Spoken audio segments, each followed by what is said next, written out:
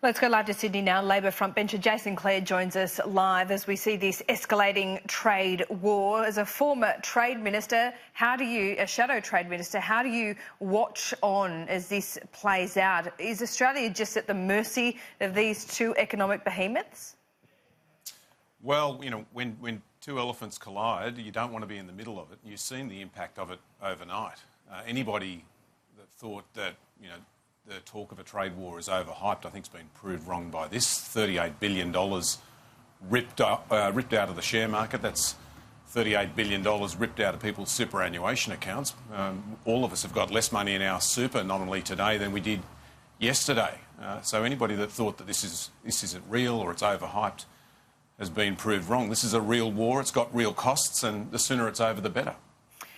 Australia can do really little in this situation as the trade war escalates.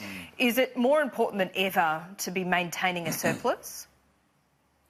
Well, look, there are limits to what Australia can do.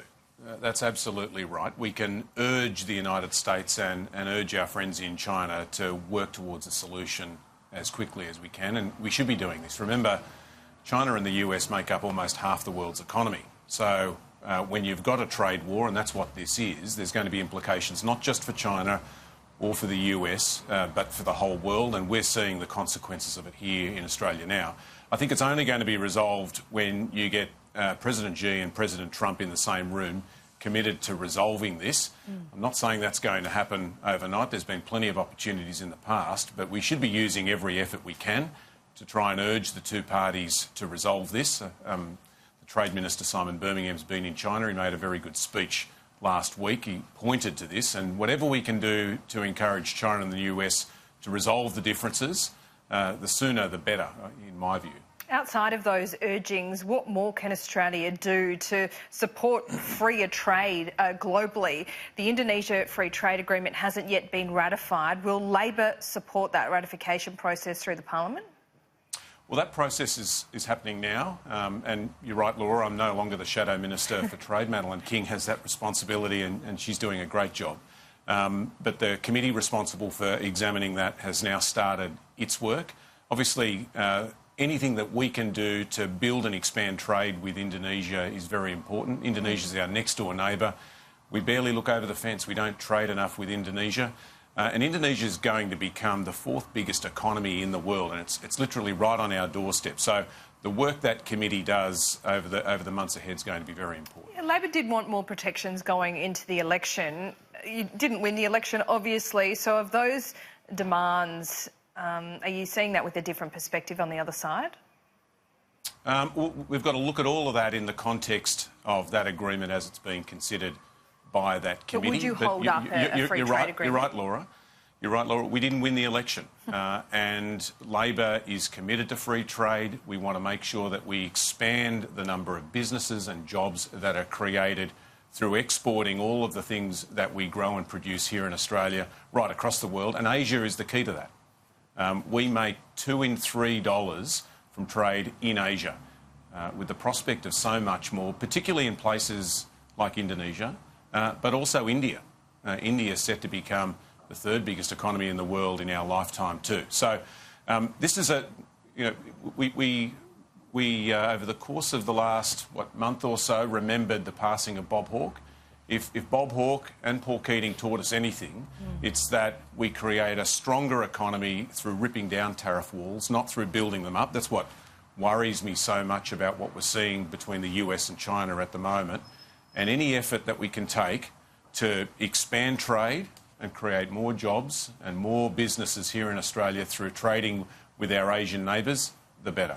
The government will announce a gas reservation scheme later today.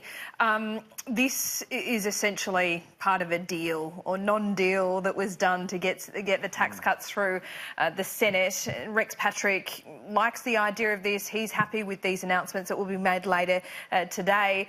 What do you call this? Is this a deal without being a deal? Because it seems, according to Luke Howarth, that Jackie Lambie might have got her way on housing in Tasmania as well.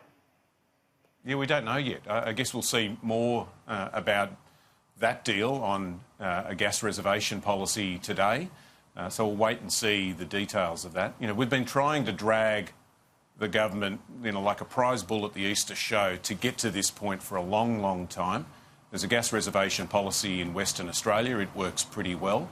To the last election, we took a policy called a national interest test, which would say that wherever there's a new gas facility being developed, that a board would have to have a look and see how much of that gas should be reserved for Australian manufacturers and for Australian mums and dads.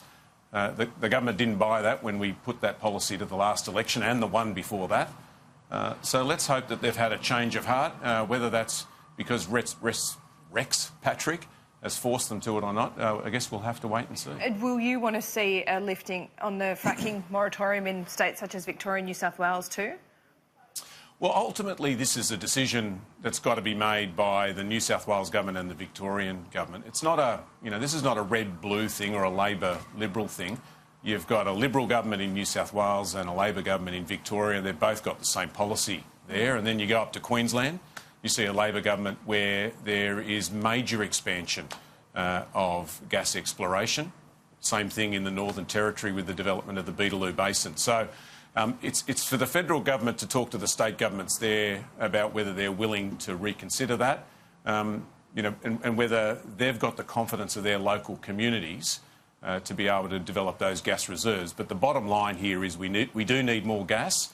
We want it at a cheaper price so that Australian manufacturers can continue to produce the goods they do and continue to export overseas. Well, Jason Clare, we touched slightly on your portfolio area. Appreciate your time this morning.